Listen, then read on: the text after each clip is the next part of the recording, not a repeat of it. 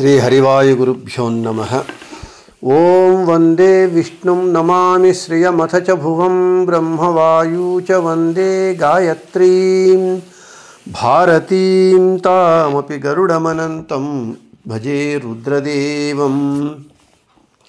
దేవీం వందే సుపర్ణీమహిపతిదయితాం వారుణీమప్యుమాం తాం ఇంద్రాదీన్ కామముఖ్యానపి సకలసురాన్ తద్గురూన్మద్గురూంశ్చ అభ్రమం భంగరహితం అజడం విమలం సదా ఆనందతీర్థమతులం భజే తాపత్రయాపహం.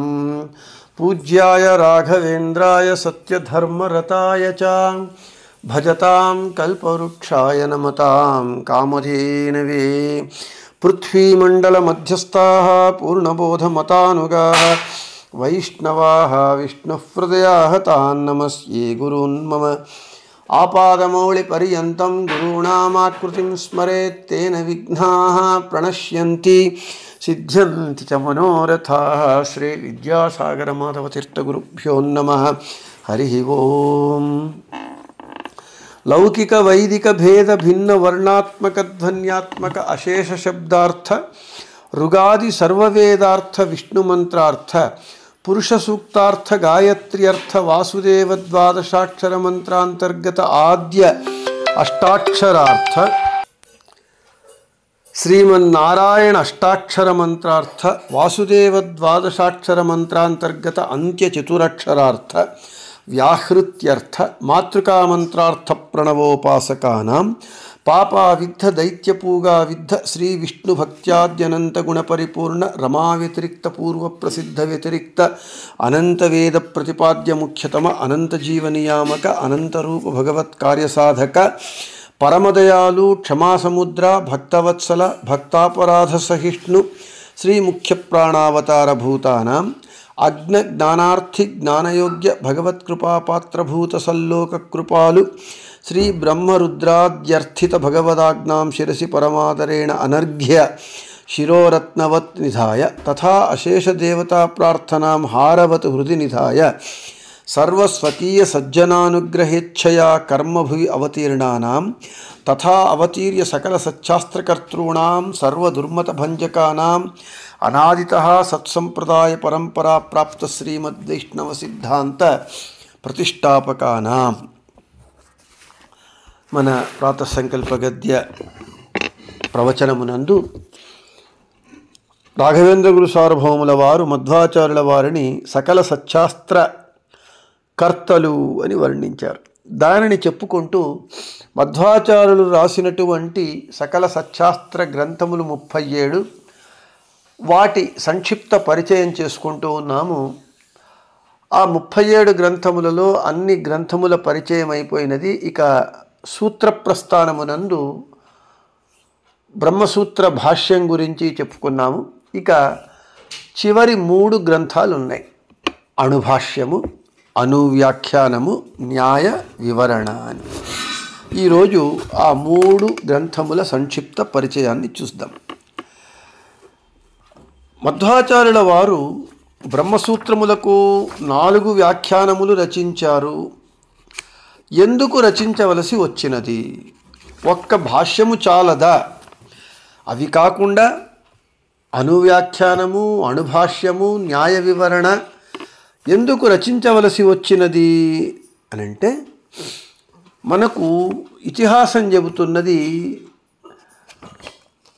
త్రివిక్రమ పండితాచార్యుల వారు మధ్వాచార్యులతో వాదించి మధ్వాచార్యుల వారి సర్వతోముఖ గొప్పదనాన్ని చూసి త్రివిక్రమ పండితాచార్యుల వారు మధ్వాచార్యులకు శిష్యత్వాన్ని వహించారు, శిష్యత్వాన్ని స్వీకరించారు వారి దగ్గర. అప్పుడు వారు బ్రహ్మసూత్ర భాష్య గ్రంథం గురించి చెబుతూ, మీ బ్రహ్మసూత్ర భాష్య గ్రంథము అమోఘంగా ఉన్నది, చాలా గొప్పగా ఉన్నది. అయితే వాటిలో మీరు చెప్పినటువంటి విషయాలు సులభంగా అర్థం చేసుకునేటటువంటి శక్తి మాకు లేదు. కాబట్టి వాటిలో గహనంగా ఉన్నటువంటి విషయాలను మీరు బాగుగా స్ఫుటంగా అంటే ప్రస్ఫుటంగా తెలియజేస్తూ ఇంకొక కృతిని మీరు రచించాలి అని అడిగారట త్రివిక్రమ పండితాచార్యుల వారు మధ్వాచార్యుల వారిని. ఈ ప్రసంగము మనకు భాగవత ప్రసంగాన్ని గుర్తుకు తెస్తుంది.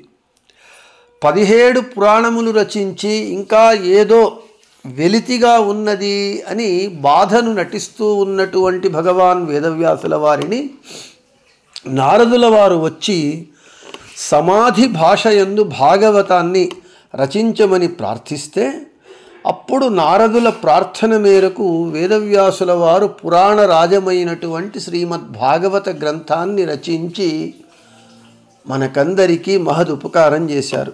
అదేవిధంగా మధ్వాచార్యుల వారు బ్రహ్మసూత్రములకు భాష్యాన్ని రచిస్తే ఆ భాష్యము సామాన్య జనులకు అర్థం కాదు, మీరు వాటిలో ఉన్నటువంటి విషయాలను ఇంకను ప్రస్ఫుటం చేస్తూ బాగుగా అర్థమయ్యే విధంగా ఇంకొక కృతిని రచించమని అడిగారు అని చెబుతూ ఉన్నది.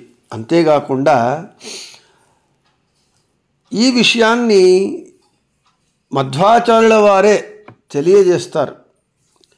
అంటే బ్రహ్మసూత్ర భాష్యము యొక్క తామే రచించినటువంటి బ్రహ్మసూత్ర భాష్యము యొక్క స్పష్టీకరణకు రాసినటువంటి కృతి అనువ్యాఖ్యానం. జయతీర్థుల వారు న్యాయసుధా గ్రంథమునందు అంటే మధ్వాచార్యుల వారు రచించినటువంటి అనువ్యాఖ్యానానికి జయతీర్థుల వారు శ్రీమన్ న్యాయసుధా గ్రంథాన్ని రచించారు. ఆ న్యాయసుధా గ్రంథమునందు జయతీర్థుల వారు మధ్వాచార్యుల వారు ఎందుకు అనువ్యాఖ్యానాన్ని రచించారు అనేటటువంటి విషయాన్ని ఈ విధంగా మనకు తెలియజేస్తారు.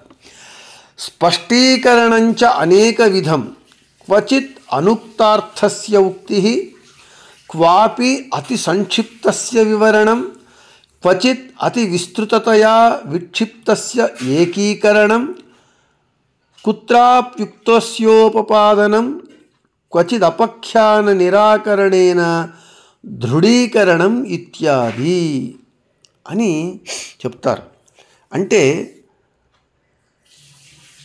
బ్రహ్మసూత్ర భాష్యమునందు చెప్పనటువంటి క్రొత్త విషయాలను తెలియజేయటం, సంక్షిప్తంగా చెప్పినటువంటి దానిని విస్తారంగా చెప్పటం, విస్తారంగా చెప్పిన దానిని సంక్షిప్తంగా తెలియజేయటం, అక్కడ చెప్పినటువంటి విషయాలను ఉపాదించటం, అపవ్యాఖ్యానాలను విమర్శించి తమ వ్యాఖ్యానాన్ని దృఢీకరించటము, తమ వ్యాఖ్యానము పైన వచ్చేటటువంటి ఆక్షేపములను తామే వ్యక్తపరుస్తూ మళ్ళీ ఆ శంకలను తామే పరిష్కారం చెయ్యటము, పరిహరించటము మొదలైనటువంటి వాటి కొరకు మధ్వాచార్యుల వారు బ్రహ్మసూత్ర భాష్యము రచించిన అనువ్యాఖ్యాన గ్రంథాన్ని రచించారు అని మనకు జయతీర్థుల వారు చెబుతారు. అంటే మొత్తానికి అనువ్యాఖ్యాన గ్రంథము ఎందుకు రచింపబడింది అనేటటువంటి విషయాన్ని మనకు తెలియజేస్తూ ఉన్నారు. అయితే అనువ్యాఖ్యాన గ్రంథము మధ్వాచార్యుల వారి చేత ఎలా రచింపబడింది అనంటే త్రివిక్రమ పండితాచార్యుల వారు అడిగిన వెంటనే మధ్వాచార్యుల వారు వారి 4 శిష్యులను కూర్చోబెట్టుకొని 4 శిష్యులకు 4 అధ్యాయములను ఏకకాలమునందు వారికి ఉపదేశించినటువంటిది.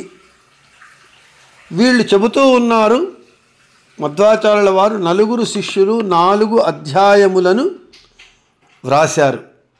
ఎలాగైతే బ్రహ్మసూత్ర భాష్యాన్ని వారు చెబుతుంటే సత్యతీర్థుల వారు రచించారో అదేవిధంగా మధ్వాచార్యుల వారు అనువ్యాఖ్యానములోని 4 గ్రంథాలను 4 శిష్యులకు ఏకకాలంలో ఉపదేశిస్తే వారు ఏకకాలంలో 4 అధ్యాయములు వ్రాశారు. గ్రంథము పూర్తి అయింది. అదే అనువ్యాఖ్యానము.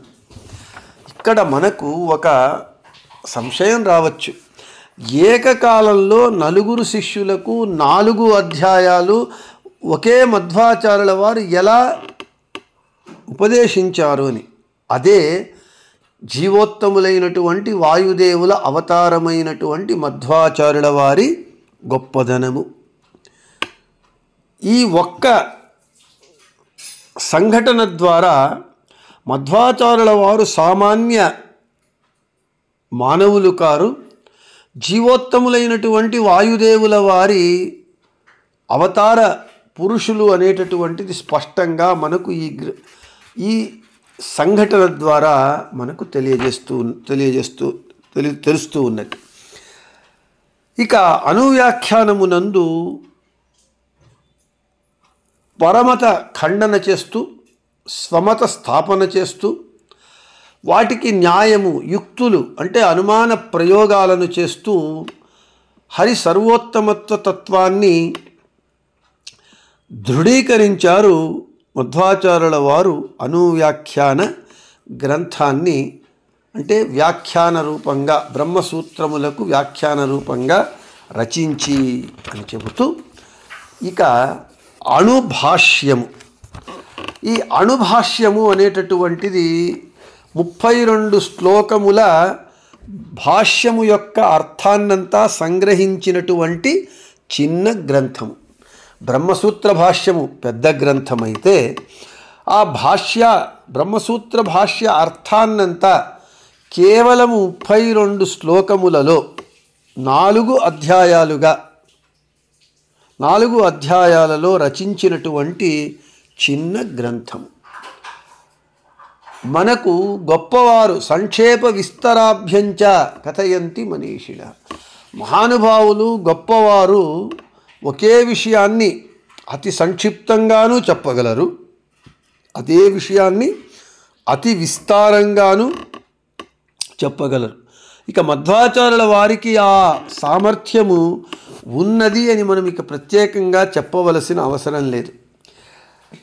ఈ అణుభాష్యము రచించవలసిన నేపథ్యం ఏమిటి అనంటే, అచ్యుత ప్రేక్షాచార్యుల వారు ప్రతినిత్యము బ్రహ్మసూత్ర భాష్యాన్ని పారాయణం చేసి, అంత పెద్ద గ్రంథాన్ని ప్రతినిత్యము పారాయణం చేసి వాటిని ముగించిన తరువాతనే వారు భోజనం చేసేవారట. ఒకరోజు సాధన ద్వాదశి వచ్చినప్పుడు, ద్వాదశి ఘడియలు ముగిసే లోపున వాళ్ళు పారణ చేయాలి. అయితే భాష్య గ్రంథము పెద్దది, అంత పెద్ద గ్రంథము పారాయణం చేస్తూ కూర్చుంటే, ఎందుకంటే వారు నియమం పెట్టుకున్నారు, ప్రతినిత్యము బ్రహ్మసూత్ర భాష్య పారాయణము చెయ్యకుండా నేను భోజనము చెయ్యను అని. ఆ నియమము భంగం రాకూడదు అనంటే పారాయణము పూర్తి చేయాలి. పారాయణము పూర్తి చేస్తే సాధన ద్వాదశి నాడు ద్వాదశి ఘడియలు ఉండే లోపున పారణ చేయాలి.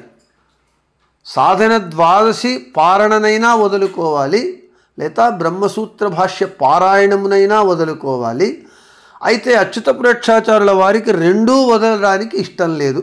అప్పుడు మధ్వాచార్యుల వారిని అడిగినప్పుడు ఆ భాష్యార్థాన్నంతా సంగ్రహించి కేవలము 32 శ్లోకాలలో అణుభాష్యము అంటే చిన్నది, అంటే సంక్షిప్తంగా సారభూతంగా రచించి ఇచ్చారు. దానిని వారు సాధన ద్వాదశి యందు అణుభాష్యాన్ని పారాయణ చేశారు. దాని వలన బ్రహ్మసూత్ర భాష్య పారాయణము పూర్తి చేసిన ఫలం వారికి వచ్చింది అని ఈ నేపథ్యంలో అణుభాష్యాన్ని మధ్వాచార్యుల వారు రచించారు. ఇప్పటికీ ప్రతినిత్యము భాష్యము పారాయణం చేయాలి, సాధన ద్వాదశి యందు పూర్తి కానప్పుడు అణుభాష్యం పారాయణం చేసి భాష్యము పారాయణము యొక్క ఫలాన్ని పొందేటటువంటి వారు ఇప్పటికీ ఈ రోజుకు ఉన్నారు. కాబట్టి అణుభాష్యాన్ని కేవలము 32 శ్లోకాలలో పెద్దగా విస్తారంగా రచించినటువంటి భాష్యము యొక్క అర్థాన్నంతా సారభూతంగా అందించినటువంటి చిన్న గ్రంథం ఎలాగా అనంటే మనకు క్యాప్సూల్ అంటాం. క్యాప్సూల్ చాలా చిన్నగా ఉంటుంది, అయితే సారభూతంగా ఉంటుంది, చాలా పవర్ఫుల్గా ఉంటుంది. అందుకే దానికి అణుభాష్యము అని పేరు పెట్టారు. ఈ విధంగా అణుభాష్యాన్ని రచించి మనకు ప్రతినిత్యము అణుభాష్యము యొక్క పారాయణం చేసి మనము భోజనం చేయడానికి వీలుగా రచించినటువంటి కృతి. ఆ అణుభాష్యం కూడా 4 అధ్యాయాలు, సమన్వయాధ్యాయము, అవిరోధాధ్యాయము, సాధనాధ్యాయము, ఫల అధ్యాయము, ఈ 4 అధ్యాయముల సారాన్ని ఇచ్చి ఈ అణుభాష్య గ్రంథము రచన మూలంగా సమగ్రమైనటువంటి బ్రహ్మసూత్రముల మొత్తము తాత్పర్యాన్ని, సారాన్ని మనము సులభంగా గ్రహించడానికి సాధ్యమయ్యేటట్లుగా అణుభాష్యాన్ని రచించి ఇచ్చారు మనకు మధ్వాచార్యుల వారు. ఇది ఎలా ఉన్నది అని అంటే సుమధ్వవిజయంలో చెప్తారు. బాలకృష్ణుడు మన్ను తిన్నాడని బలరాముడు వచ్చి యశోదాదేవికి చెప్పినప్పుడు యశోదాదేవి బాలకృష్ణుని చెవి పిండి నీవు మన్ను తిన్నావా అని అడిగినప్పుడు నేను తినలేదు అని చెబితే, లేదు మన్ను తిన్నావు, ఎక్కడ నోరు తెరిచి చూపించమని అడిగినప్పుడు బాలకృష్ణుడు నోరు తెరిస్తే బ్రహ్మాండమంతా ఆ బాలకృష్ణుని నోటి యందు యశోదాదేవి కన్నదట. అలాగే బాలకృష్ణుని నోటి యందు బ్రహ్మాండాన్ని యశోదాదేవి చూచినట్లుగా మధ్వాచార్యుల వారు కూడా బ్రహ్మసూత్ర భాష్యం అనేటటువంటి పెద్ద గ్రంథము యొక్క సారాన్నంతా చిన్న గ్రంథంగా అణుభాష్య గ్రంథము మూలంగా ఆ బ్రహ్మసూత్ర భాష్య సారాన్నంతా మనకు అందించి ఇచ్చారు అని మనము చెప్పవచ్చు. ఇక చివరగా న్యాయ వివరణ అనేటటువంటి గ్రంథము. ఈ న్యాయ వివరణ ఇది బ్రహ్మసూత్రములకు వ్యాఖ్యాన గ్రంథమే. ఈ న్యాయ వివరణ అంటే న్యాయముల వివరించటము అనేది. ఈ పేరే సూచించే విధంగా బ్రహ్మసూత్రముల యొక్క ప్రతి అధికరణమునందు పూర్వపక్షము మరియు సిద్ధాంతముల అంటే పూర్వపక్షము ప్రతిపాదించడానికి ప్రయోగించేటటువంటి న్యాయములను, సిద్ధాంతాన్ని ప్రతిపాదించేటప్పుడు ఉపయోగించేటటువంటి న్యాయములను వివరించేటటువంటి కృతి న్యాయ వివరణ అని. ఇక న్యాయ వివరణ గ్రంథము మనకు అంటే ఇక్కడ న్యాయము అంటే అది శాస్త్ర పరిభాష. అనువ్యాఖ్యానములో ఉపయోగించినటువంటి పూర్వపక్ష సిద్ధాంతములను ప్రతిపాదించడానికి ఉపయోగించేటటువంటి న్యాయములను వివరించేటటువంటి కృతి. ఈ విధంగా మధ్వాచార్యుల వారు బ్రహ్మసూత్రములకు న్యాయ వివరణ అనేటటువంటి వ్యాఖ్యానాన్ని రచించారు. మొత్తానికి బ్రహ్మసూత్రములకు సూత్రప్రస్థానంలో బ్రహ్మసూత్రములకు 4 గ్రంథములను రచించారు. బ్రహ్మసూత్ర భాష్యము, తర్వాత అణుభాష్యము, అనువ్యాఖ్యానము, న్యాయ వివరణ. దీనితో సకల సచ్చాస్త్రకర్తॄణాం అంటే మధ్వాచార్యుల వారు సకల సచ్చాస్త్రకర్తలు అని రాఘవేంద్ర గురు సార్వభౌముల వారు ఏమి చెప్పారు ప్రాతఃసంకల్ప గద్యంలో, ఆ యొక్క పదము యొక్క విశేషమైనటువంటి అర్థాన్ని మనము గత కొన్ని రోజులుగా అంటే చాలా రోజులుగా ఈ సందర్భంలో మనము మధ్వాచార్యుల వారి సర్వమూల గ్రంథముల అతి సంక్షిప్త పరిచయాన్ని చేసుకోవటం జరిగింది. నేను ఇప్పటికే ఒక మారు చెప్పడం జరిగింది, మళ్ళీ ఇంకొక మారు చెబుతున్నాను. శ్రోతలు దీనిని దృష్టిలో పెట్టుకోవాలి. ఇప్పుడు నేను ఈ గ్రంథముల పరిచయం చేసేటప్పుడు కొన్ని శాస్త్రీయ పదాలను వాడాను నేను. యుక్తి, న్యాయము, ఈ విధంగా కొన్ని శాస్త్రీయ పదాలను వాడాను. అయినా చాలా తక్కువ శాస్త్రీయ పదాలను ప్రయోగిస్తూ అత్యంత మనకందరికీ తెలిసినటువంటి పదములతోనే, సరళమైనటువంటి సులభమైనటువంటి పదములతోనే ఈ శాస్త్ర గ్రంథముల పరిచయం చేయటం జరిగింది. అవి తప్పకుండా ఆ శాస్త్రీయ పదాలను ఉపయోగించకుండా మనం పరిచయం చేసుకోలేము. ఇంతకుముందు నేను చెప్పినట్లుగానే వైద్య పరిభాషలో మనకు జ్వరం వస్తుంది. జ్వరం వస్తే దానికి మందు ఏమిటి? డోలో 650 అని అంటాం. అది డోలో 650 మందు పేరు. డోలో అని పేరు, దానికి 650 mg మిల్లీగ్రామ్స్ అని. అయితే ఆ జ్వరానికి వాడేటటువంటి మందు యొక్క పేరు శాస్త్రీయ భాష ఏది అంటే పారాసిటమాల్ అంటారు. పారాసిటమాల్ అంటే మనకు అర్థం కాదు. క్రోసిన్లోనూ పారాసిటమాల్ ఉంటుంది, డోలో 650లోనూ పారాసిటమాల్ ఉంటుంది. అయితే జ్వరానికి మందు ఏది అంటే డోలో 650, క్రోసిన్ మాత్ర అంటేనే మనకు అర్థమవుతుంది. అయితే జ్వరానికి వాడేటటువంటి మందు పేరు పారాసిటమాల్. వైద్య పరిభాషలో పారాసిటమాల్ అని మనం వైద్యశాస్త్రం చదివిన వాళ్ళకి అర్థమవుతుంది. అదేవిధంగా శాస్త్ర గ్రంథములు చదవాలి, శాస్త్ర గ్రంథములను పరిచయం చేసుకోవాలి అని అంటే